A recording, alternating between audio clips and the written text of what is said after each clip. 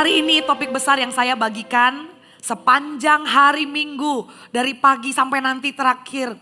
Tema besarnya adalah orang berdosa yang diampuni. Saya adalah orang berdosa yang diampuni, yang sampai hari ini saya bersyukur dan saya merasakan itu sebuah kasih karunia. Dan untuk saya sendiri, saya aja nggak bosan-bosannya untuk bernostalgia akan pertobatan bagaimana Tuhan menemukan saya. Ditambah apalagi khotbah sepanjang hari ini waktu saya persiapkan tentang tokoh-tokoh, tentang orang yang Tuhan Yesus jumpai dan Tuhan Yesus ampuni. Dan orang-orang ini adalah orang berdosa yang tercatat di Alkitab yang orang-orang tolak. Yang orang-orang kasih label di namanya. Dikasih label, dikasih julukan gitu ya maksud saya ya. Dikasih julukan orang yang terkenal berdosa gitu. Orang berdosa, orang berdosa, orang paling berdosa. Orang yang ditolak, orang yang tidak disukai, orang yang dijauhi. Tadi yang pertama saya bahas tentang wanita Samaria di sumur. Yang kedua saya bahas tentang seorang kepala pemungut cukai. Pemungut cukai karir yang sangat ditolak dan dibenci oleh orang Yahudi. Karena mereka memungut cukai untuk orang Romawi. Dan mereka ambil tambahan untuk dirinya sendiri. Jadi buat orang Israel, orang Yahudi, pemungut cukai itu adalah pengkhianat. Jadi mereka gak suka banget. Tapi Tuhan berjumpa sama pemungut cukai. Yang ketiga, perempuan yang kedapatan berzina. Dan yang keempat ini adalah sebuah perumpamaan sih. Bukan sebuah kejadian tapi sebuah perumpamaan anak yang hilang. Dan yang terakhir, perempuan berdosa yang mengurapi Yesus. Memang disebut nanti sewaktu kita baca kalau yang terakhir di Lukas itu disebut perempuan yang terkenal berdosa. Sepanjang ibadah ini 5 ibadah dengan tokoh yang berbeda-beda. Walaupun tokohnya berbeda-beda tapi kasih Tuhan tetap sama. Tidak peduli orang menganggap orang itu setertolak apa, seterluka apa, seterhina apa. Tapi kasih yang sama ditunjukkan dan pengampunan yang sama diberikan. Saudara, bukankah saya dan Anda yang hari ini ada di ruangan ini juga adalah produk-produk kasih karunia. Produk pengampunan itu, produk yang diampuni dan menikmati hadirat Tuhan dengan bebas. Ada hati yang dibebaskan dan dimerdekakan. Dan Tuhan ingin mengajarkan lebih lagi bagaimana kita bersikap sebagai orang yang diampuni. Bagaimana kita juga ingat-ingat selain daripada bersikap orang yang diampuni, sudah diampuni ini bagaimana kita menjalaninya. Kita akan belajar dari Lukas pasal yang ke-15. Kita buka sama-sama yuk. Lukas pasal yang ke-15 ayat 11 sampai 32. Perumpamaan tentang anak yang hilang. Sebelumnya di Lukas pasal yang 15 kalau mau enaknya ya kalau bawa Alkitab gitu ya. Kita langsung bilang sebelumnya langsung seret gitu ya. Gak ada yang wah mana yang lebih sakral gitu ya. Kalau memang kita bawa di gadget ya puji Tuhan lah ya. Kita pakai untuk baca firman Tuhan. Bukan untuk cek notif. Amin Bapak Ibu Saudara. Dan kita lihat ya yang di sebelumnya waktu kita balik halamannya. Perumpamaan tentang domba yang hilang. Kemudian berikutnya perumpamaan tentang dirham yang hilang. The next one perumpamaan tentang anak yang hilang. Wih hilang terus. Menariknya apa? Dari 100 domba 1 yang hilang. Dari 10 dirham 1 yang hilang. Dari 2 anak 1 yang hilang. Dan menariknya apa lagi? 1 yang hilang itu adalah bagian dari 100. Harusnya, ayah 1 kok. Ya sudahlah, ini ada 99 domba yang harus dijagain nih gitu loh. Tapi 99 itu ditinggal. Dicari 1 sampai ketemu. 10 dirham perumpamaannya, 1 hilang di rumah. Dicari, dibongkar 1 rumah. Waktu 1 ketemu, maka ada sukacita. Dan saudara tahu, orang berdosa yang terhilang. Kita yang merasa terluka, kita yang merasa tidak ada yang mengerti, kita yang merasa terhina, kita yang merasa aduh berat gitu ya. Saudara tahu, sewaktu kita hilang Tuhan cari kita. Sewaktu kita hilang Tuhan peduli. Sewaktu kita hilang kita berharga. Kita bukan hanya satu daripada antara rame-rame. Kalau ada sekarang ini Bapak, Ibu atau Saudara di tengah rame-rame ini Anda menyimpan sesuatu yang begitu pedih. Yang bahkan dengan orang terdekat pun Anda belum bisa ceritakan. Di kerumunan begitu banyak orang. Anda ada punya pertanyaan yang begitu dalam yang membuat diri Anda merasa sendiri dan tidak ada yang mengerti. Firman kebenaran Tuhan disampaikan dan disuarakan bahwa Anda bukan satu dari kebanyakan orang. Bahwa Anda bukan di antara keramaian dan tidak ada yang mengerti. Tahukah Anda dari surga ada mata Bapa yang spotlight seandainya ruangan ini gelap ya, nggak ada lampu. Itu ada lampu yang begitu terang persis set di atas. Yang kalau kita lihat aja tuh kayak silau banget. Ibarat kayak begitu ya. Begitulah mata Tuhan tertuju kepada hidup Anda dan hidup saya. Satu-satu spotlight itu ada di hidup masing pribadi lepas pribadi. Jadi bukan lampu untuk rame-rame, tapi spotlight itu untuk satu orang, untuk satu orang. Diterangi hidup kita dengan kasih Tuhan itu satu per satu. Satu itu berharga. Ada 99, satu gak ditinggal. Ada 10, satu hilang, satu dicari. Karena kenapa? Anda satu ditemukan.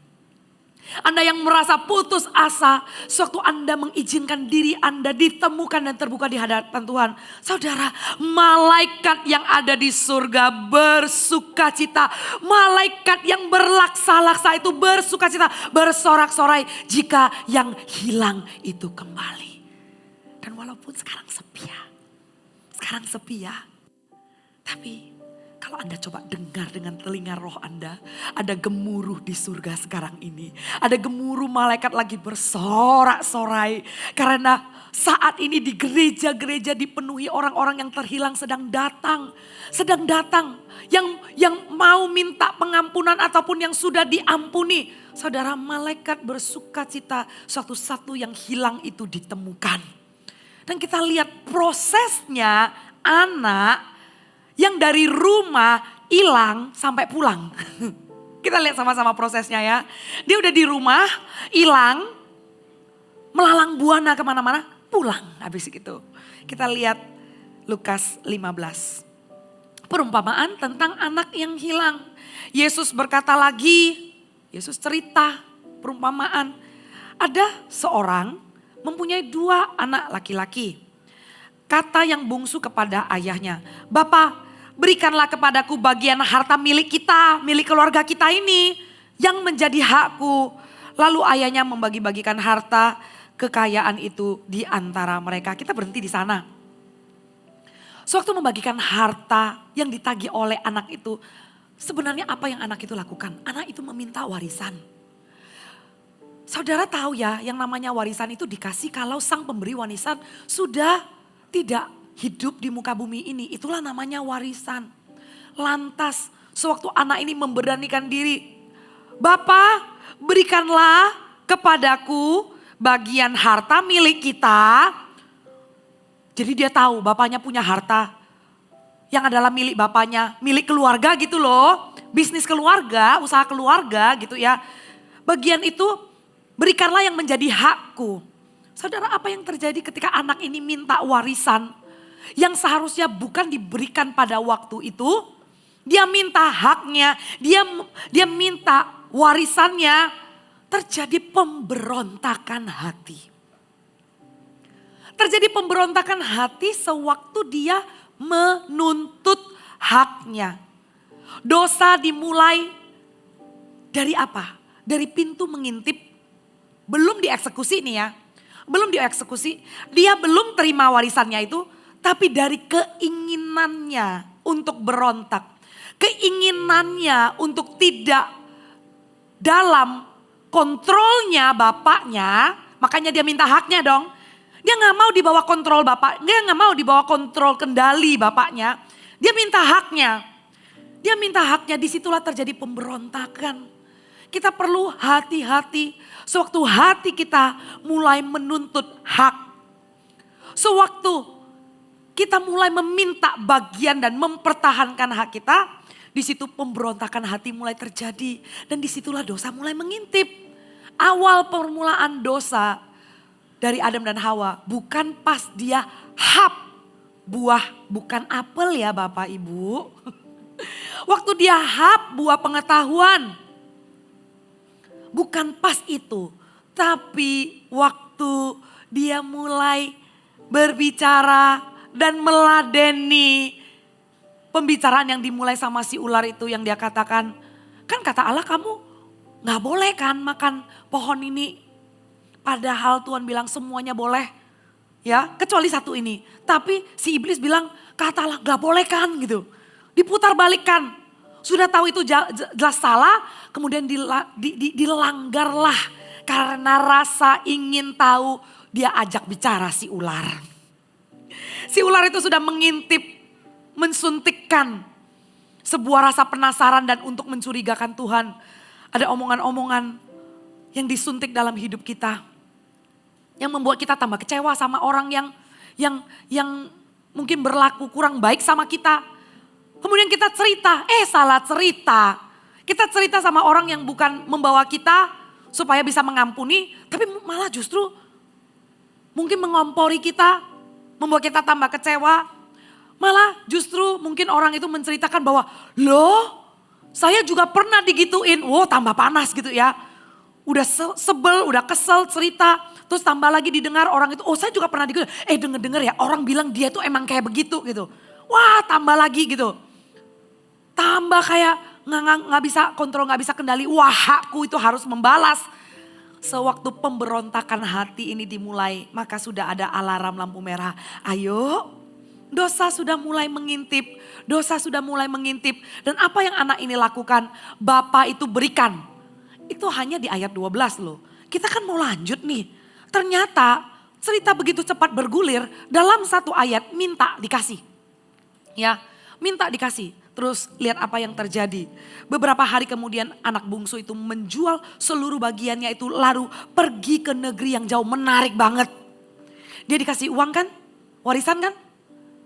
Kenapa dia gak nikmati di rumah aja? Kenapa dia harus pergi jauh? Pernah Anda berpikir waktu baca perumpamaan ini? Dia ambil bagian haknya, dia jual. Wah ternyata sewaktu dosa itu dibuai. Satu dosa itu dibuahi, itu akan membuat kita itu pengen jauh-jauh dari Bapa. Dia ambil, dia jual, dia kan dapat hak. Di rumah bapaknya itu loh makanan banyak, semua disediakan, ya. Dia di situ jadi tuan muda mungkin. Tapi kenapa dia memilih untuk beberapa hari kemudian pergi ke negeri yang jauh? Dia tidak mau deket-deket sama papanya. Aduh sedih ya. Sedih ya. Sudah ada sebuah pemberontakan hati dikasih ayahnya. Itulah sewaktu iblis mulai mengintip. Mulai kasih bisikan. Dan kita buka celah itu makin lebar. Maka akan semakin menjauhkan kita dari Tuhan. Dan dia pergi jauh dari ayahnya. Dia tidak mau dikontrol sama ayahnya. Dia tidak mau diproses kehidupan. Kita tidak mau bergantung kepada Tuhan. Kita memilih lebih percaya kalau saya ada uang maka semua akan beres. Orang akan takut sama saya kalau saya lebih berhasil. Seandainya saya lebih sukses dan saya punya posisi, pasti saya akan lebih disegani. Di dunia ini memang kejam. Kalau kamu gak punya posisi, kamu gak perlu bicara. Oh dunia ini realistik, kalau kamu punya duit, kamu bisa mengerjakan apapun. Oh dunia ini realistik, jadi orang jangan terlalu baik. Jadi orang terlalu baik diinjak-injak sama orang. Kamu jangan percaya sama orang. Betul, percayalah sama Tuhan. Tapi kalau motivasi statement-statement tadi itu tidak mau percaya sama orang karena kemarahan, kekecewaan dan kepahitan.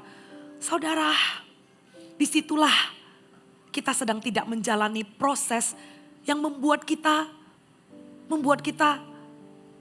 mengerti. Kita diampuni ini adalah kasih karunia. Kita diampuni ini adalah sebuah perjalanan yang indah. Perjalanan kasih karunia, karena kasih karunia bukan cuma di depan mengampuni kita terus selesai. Tapi saudara tahu, sewaktu kita berjalan dan kita menyerahkan kendali. I surrender Lord, Tuhan peganglah kendali. Saya sudah diampuni, saya gak mau kasih karunia itu cuma ngampuni saya. Tapi kasih karunia itu topanglah saya. Topanglah saya. Peganglah kendali Tuhan. Peganglah kontrol dalam kehidupan saya.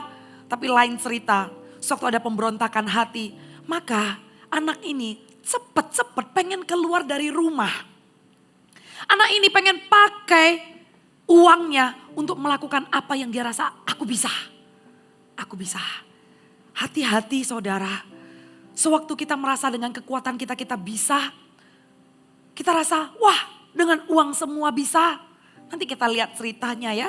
Kita coba buka ya Yeremia 5 ayat 23. Kita lihat Yeremia 5 ayat 23.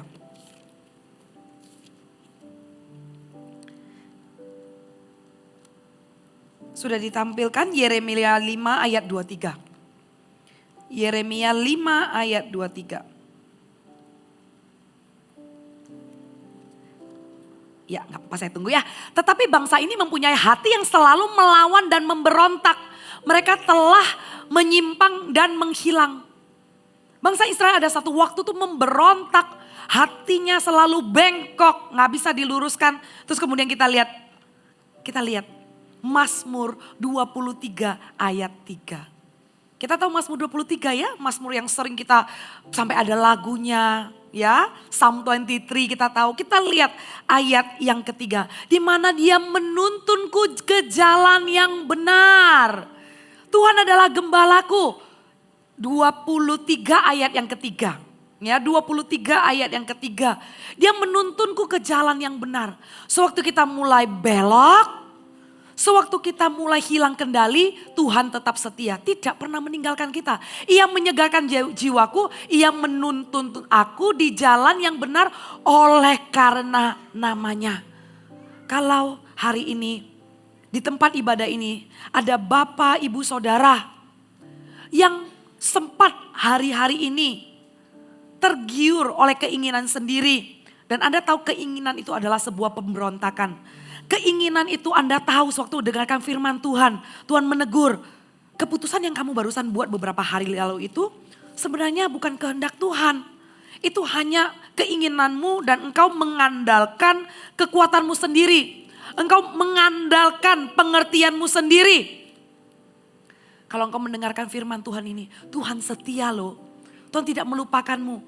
Dia akan menuntunmu ke jalan yang benar. Asal Anda jangan terusin di jalan yang salah. Serahkanlah segala kekhawatiranmu, maka dia akan menyegarkan jiwamu. Dan dia akan menuntunmu ke jalan yang benar. Dan kita lihat anak ini, sewaktu dia sudah pergi ke tempat yang jauh, dia gak mau dikontrol bapaknya. Cepat-cepat dia pergi. Di sana ia memboroskan harta miliknya. Dengan hidup berfoya-foya. Setelah dihabiskannya semua itu, timbullah bencana kelaparan di dalam negeri itu. Kemudian dia pun mulai melarat. Lalu ia pergi dan bekerja pada seorang majikan di negeri itu. Orang itu menyuruhnya ke ladang untuk menjaga babinya. Lalu ia ingin mengisi perutnya dengan ampas yang menjadi makanan babi itu. Tetapi tidak seorang pun yang memberikannya kepadanya. Kita berhenti di sana. Saudara, sewaktu kita paksa Tuhan berikan kita berkat, di mana berkat itu belum pada waktunya diberikan kepada kita, maka berkat yang kita paksa itu, berkat yang diterima dengan hati yang berontak akan membawa bencana. Berkat yang kita rampas dengan paksa, aku mau hakku, aku mau warisanku. Ya sudah, kalau doaku belum dijawab, aku akan mengusahakan, meminta orang untuk membalaskan orang yang menunjukkan perbuatannya kepadaku. Aku akan cari orang yang punya posisi. Aku akan cari orang yang punya pengaruh. Aku akan cari backup. Aku akan tuntut dia. Kalau dia berani, dia gak tahu saya siapa. Saya akan bawa dia ke pengadilan. Saudara, sewaktu kita memaksakan untuk mendapatkan bagian yang bukan bagian kita. Kalau Tuhan bilang jangan pegang saudara. Kalau Tuhan bilang jangan makan, jangan digigit saudara. Kalau Tuhan bilang jangan balas saudara. Karena sewaktu kita memaksakan mengambil itu menjadi bagian kita. Maka lihat, waktu kita izinkan itu terjadi, disitulah kita izinkan iblis untuk DP dalam kehidupan kita. Waktu kita izinkan itu terjadi, itu adalah harga ikat. DP. DP itu singkatannya apa ya? Ada yang bisa bantu? Down payment. Saya sampai mikir-mikir bahasa depan pembayaran gitu. Down payment. Adalah harga ikat, harga jadi. Sewaktu kita izinkan, kita paksakan. Kita lihat apa yang terjadi. Suatu dia ambil warisan itu, dia foya-foyakan. Oh, DP dari iblis selalu membawa kita ke jurang kelaparan. DP dari iblis selalu membawa kita kepada jurang kematian. Enak di awal berfoya-foya, enak ya. Tapi kemudian lapar, minta makan ampas babi pun gak dikasih. Minta makan makanan yang tidak selayaknya manusia makan pun itulah pekerjaan iblis. Membuat kita mencicipi sesuatu yang begitu maya, begitu sementara. Dan waktu itu dia kelaparan. Berhati-hatilah Bapak Ibu Saudara. Kalau kita ikut Tuhan dan kita sudah diampuni, jangan punya second plan. Jangan punya second plan untuk mengandalkan manusia, terutama diri sendiri. Jangan punya second plan, rencana untuk mengandalkan walaupun secara posisi orang itu terkenal punya kuasa di kota. Orang itu terkenal punya jabatan di satu bangsa gitu sekalipun gitu ya. Satu bangsa sekalipun, jangan izinkan hidupmu di DP oleh iblis. Karena akan diminta nanti tumbalnya. Akan diminta nanti pelunasannya. Pelunasannya adalah jurang kelaparan. Dan pada waktu itu apa yang terjadi? Sewaktu dia tidak bisa makan sampai ampas babi pun tidak dikasih. Ayat yang ke-18. Lalu ia menyadari keadaannya. Dia sadar katanya. Oh, betapa banyaknya orang upahan Bapakku yang berlimpah-limpah makanannya, tetapi aku di sini mati kelaparan. Aku akan bangkit. Aku akan pergi kepada Bapakku dan berkata kepadanya, Bapa, aku telah berdosa terhadap surga dan terhadap Bapa. Aku tidak layak disebut anak Bapa. Jadikanlah aku sebagai salah seorang upahan Bapa. Kita berhenti di sana. Sadarlah dia akan keadaan dia. Dia sadar, loh. Rumah Bapakku tuh banyak makanan. Di sini saya minta ampas.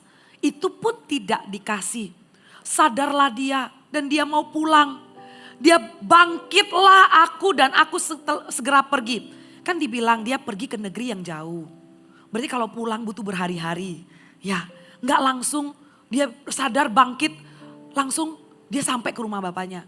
Kira-kira anak ini dari dia bangkit sadar dia di negeri yang jauh. Dia mau pulang. Dalam perjalanan dia mikir apa ya Bapak Ibu ya.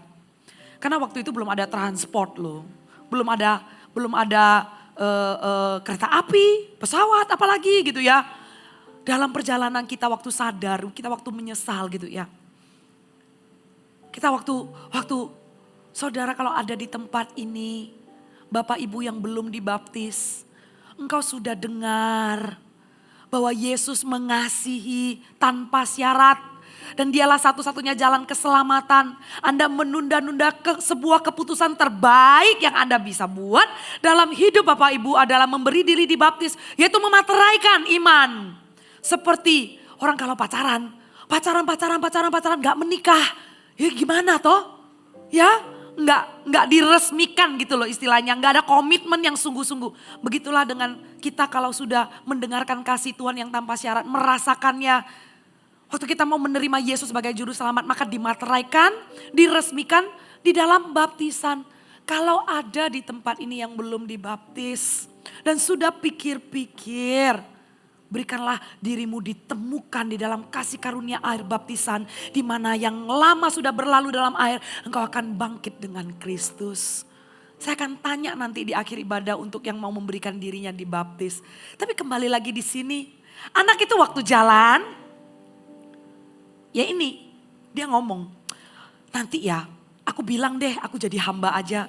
Dia pasti ada rasa malu ya, dia pasti ada rasa gak layak untuk minta diterima jadi anak lagi. Dia dalam pikirannya itu dia lagi nego-nego. Ngomong apa ya sama papa ya?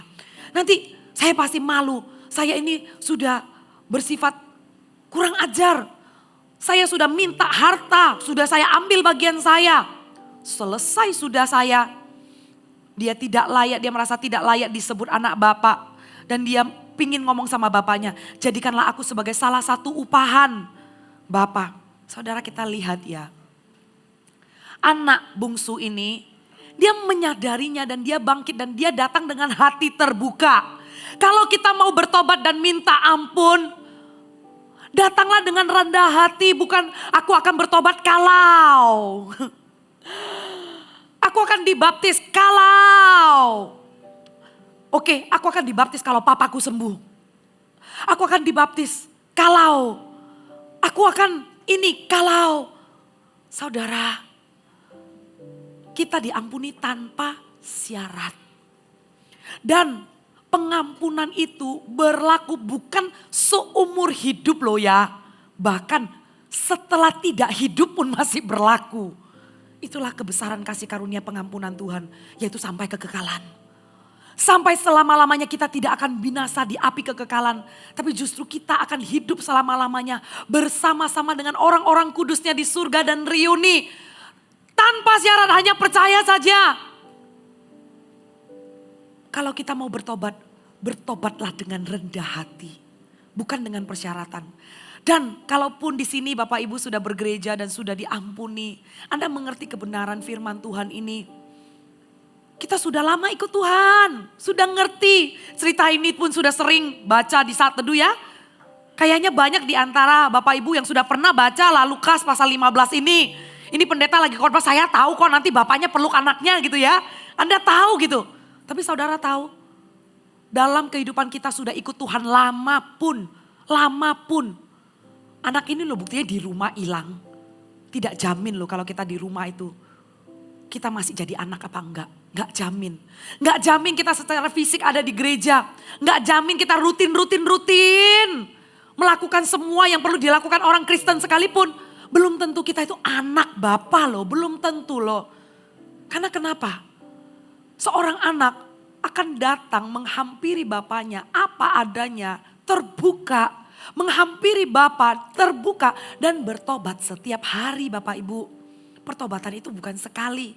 Tapi pertobatan itu adalah sanctification. Sanctification itu artinya apa? Pengudusan. Pengudusan itu apa? Pengudusan itu perlu dilakukan setiap pagi. Setiap pagi. Karena dari matahari terbit kita masih injak lantai kan? Kalau kita masih injak lantai berarti daging kita ini masih bukan jasad kan ya? Maaf ya, ini kan masih hidup ya. Kalau daging ini masih hidup berarti masih punya keinginan. Selama kita masih hirup udara di bumi ini, keinginan ini pasti punya keinginan yang tidak bisa dikendalikan. Sehingga butuh diselidiki hati pertobatan dengan rendah hati. Orang yang sudah diampuni, orang berdosa yang sudah diampuni perlu pertobatan setiap hari. Setiap pagi datang menghampiri Tuhan dengan hati terbuka. Kemudian setelah berhari-hari dia datang kepada bapaknya, dia bangkit. Maka bangkitlah ia dan pergi kepada bapaknya. Ketika masih jauh ayat yang ke-20, ayahnya telah melihatnya. Lalu tergeraklah hatinya oleh belas kasihan. Ayahnya itu berlari mendapatkan dia, lalu merangkul dan mencium dia. Kata anak itu kepadanya, "Bapa, aku telah berdosa terhadap surga dan terhadap Bapa." Persis seperti yang dia sudah pikirkan waktu di perjalanan ya. Aku telah berdosa terhadap surga, terhadap Bapa. Aku tidak layak disebut anak Bapa. Tetapi ayah itu berkata kepada hamba-hambanya. Anaknya itu lagi bilang aku gak layak. Papanya lagi tergerak oleh belas kasihan dipeluk anaknya. Anaknya bilang, "Mbak, aku gak layak disebut Papa. Aku tuh jadi salah satu orang upahannya." Papanya noleh sama hamba-hambanya. "Potong lembu. Kita pesta, anakku sudah pulang." Kebayang gak reaksinya kayak begitu? Kontras sekali ya. Kontras sekali. Bapaknya langsung berkata kepada hamba-hambanya, "Lekaslah bawa kemari jubah yang terbaik, pakaikan itu kepadanya. Dan kenakanlah cincin pada jarinya dan sepatu pada kakinya. Dan ambillah anak lembu tambun itu. Sembelilah dia dan mari kita makan dan bersukacita. Sebab anakku ini telah mati dan menjadi hidup kembali. Ia telah hilang dan didapati kembali. Maka mulailah mereka bersukaria. Maka mulailah mereka bersukaria. Apakah dari beberapa ayat yang saya baca tadi, bapaknya dudukin anaknya, kemudian hitung-hitung kesalahannya? Apa bapak itu melakukan itu? Enggak ada. Malah waktu peluk, waktu anaknya ngaku-ngaku, papanya langsung ambil jubah, taruh. Bapaknya langsung memberikan cincin. Benar enggak ya? Yang terbaik, pakaikan itu dan kenakan cincin pada jarinya. Saudara, tahu, kenakan cincin itu adalah sebuah identitas. Ya, kenakan cincin itu adalah sebuah identitas. Kita yang sudah ditebus, orang berdosa yang sudah diampuni. Boleh katakan bersama-sama dengan saya, sekali anak tetap anak. Katakan sekali lagi, sekali anak tetap anak. Dan boleh katakan, aku anak Tuhan. Nggak ada yang terhilang di rumah ini Bapak Ibu. Situasi keadaan tidak akan mengalahkanmu. Masalah hidup tidak akan menggagalkan statusmu sebagai anak Tuhan. Sekali status, sampai mau ngomong status gitu ya, sangkin mau ditekankan. Sekali status kita adalah anak, selamanya adalah anak. Dan begitulah stubborn love. Kasih yang begitu keras kepala. Bapak itu langsung kenakan jubah. Nggak pakai babi bu, nggak nanya. Kau kemanakan uang bapakmu ini gitu ya. Kau apakan uang papa? Nggak ditanya. Enggak pakai nanya, enggak pakai penghakiman. Tapi yang ada adalah sebuah pelukan, jubah terbaik, cincin. Dan sebuah perayaan dengan sukacita sewaktu anak yang hilang itu ditemukan. What a promise, saudara. What a promise. Sebuah janji dalam kehidupan kita yang mau meyakinkan kita seterhilang apapun. Asalkan kita mau kembali, Tuhan akan memulihkan keadaan kita. Segagal apapun kita dan merasa semalu-malu apapun kita, saudara, jangan putus pengharapan karena Tuhan tetap berharap untuk membangkitkan kita. Jangan putus asa. Jangan lari jauh dari Tuhan. Jangan kecewa sama pelayanan. Jangan anti sama kelompok sel. Jangan bilang udahlah sekarang saya cukup bergereja saja. Dulu saya sudah aktif. Dulu saya sudah pernah pelayanan. Yang kayak gitu-gitu saya sudah tahu mah. Udahlah yang penting hati itu sama Tuhan saja. Saudara, kasih karunia yang tanpa syarat yang ditunjukkan dengan jubah, dengan cincin, dengan perayaan sukacita, lembu disembelih tanpa perhitungan. Masa kita mau perhitungan sama Tuhan?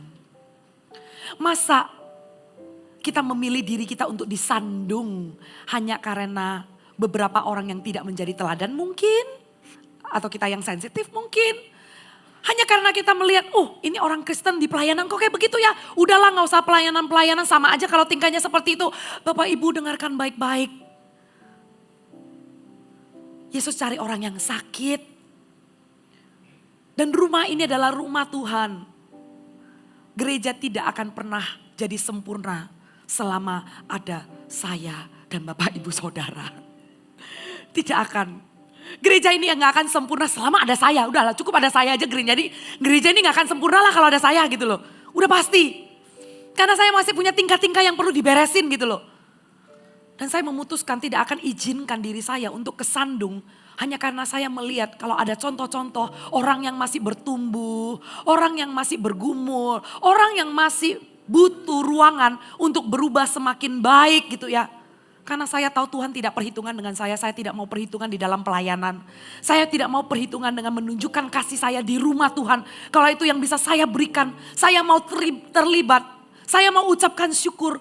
Dengan apa? Melayani sesama. Saudara, kesetiaan itu ditunjukkan mulai dari mana?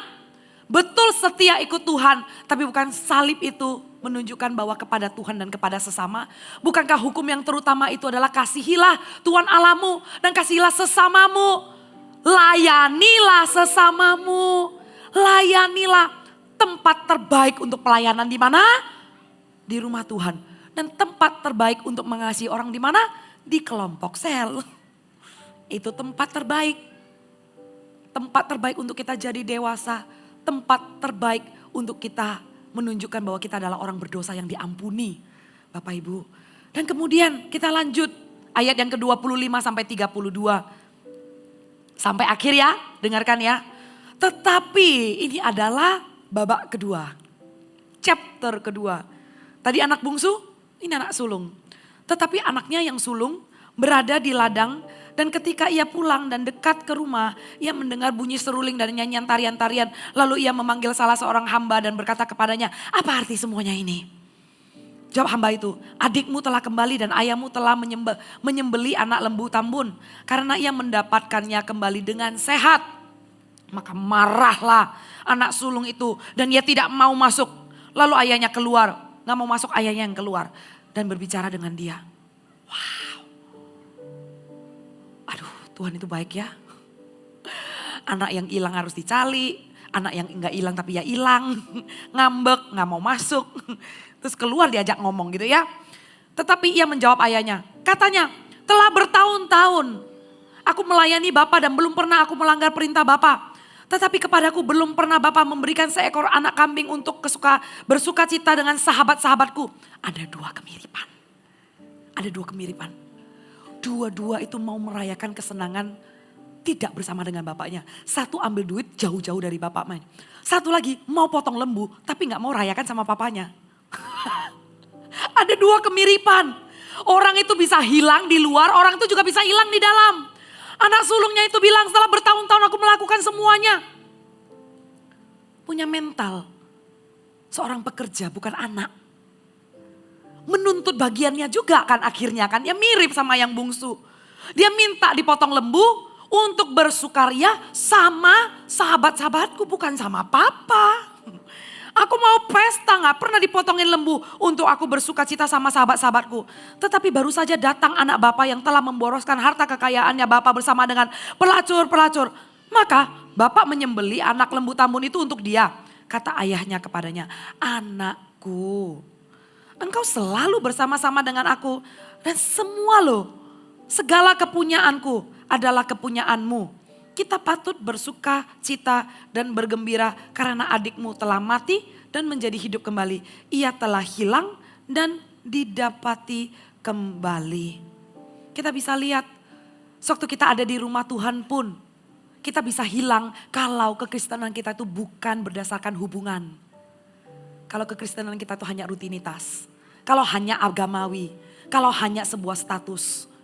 Dan itu yang dipegang oleh anak sulung, hanya sebuah status pekerja. Aku sudah melakukan ini, aku sudah melakukan bagianku.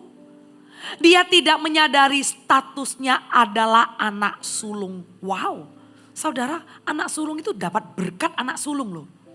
Berkat Esau yang ditukar dengan semangkok kacang merah itu loh. Itu berkat yang dicurahkan hanya untuk anak sulung. Jadi sebenarnya betapa besar berkat yang dia terima sebagai seorang anak. Tapi dia tidak menyadari dia seorang anak. Karena dia lupa dia seorang anak. Kita bisa hilang di rumah Tuhan. Kita bisa hilang di gereja. Kita bisa hilang di pelayanan. Bisa. Kalau kita tidak punya hubungan pribadi dengan Tuhan. Kita tidak berdoa dan mencari dengan sengaja wajah Tuhan di pagi hari. Dan tidur dengan menyerahkan kekhawatiran dalam doa kita. Kita tidak membangun hubungan. Yang menyelamatkan bukan perbuatan. Yang menyelamatkan kasih karunia. Maka kita lihat Bapa merayakan kasih karunia yang telah mati hidup kembali, yang telah hilang ditemukan kembali. Kan begitu ya, diulangin 2 kali loh. Bapaknya ngomong sama orang-orang hamba-hambanya tuh bawa jubah, bawa cincin, potong lembu. Karena anakku telah kembali, telah mati dan menjadi hidup kembali. Telah hilang dan didapati kembali. terus jelaskan lagi sama anak sulungnya yang lagi marah-marah gitu ya. Kita patut bersuka cita dan bergembira karena adikmu telah mati dan menjadi hidup kembali. Ia telah hilang dan didapati kembali. Bapaknya merayakan kasih karunia, tapi anak sulungnya benci kasih karunia. Buat dia gak masuk akal. Gak masuk akal. Yang namanya kasih karunia itu gak pernah masuk akal Bapak Ibu. Yang namanya kasih karunia itu kalau saya terjemahkan dengan sederhana ya. Kasih karunia itu apa sih? Kita gak perlu doktrin satu sesi ya. Artinya kasih karunia itu gak disangka-sangka. Itu loh kasih karunia. Gak disangka-sangka. Gak disangka-sangka aku diampuni begitu aja gitu ya. Gak disangka-sangka. Setelah aku tidak fokus dengan masalahku tapi aku mendoakan orang lain. Gak disangka-sangka. Masalahku selesai. Itu kasih karunia.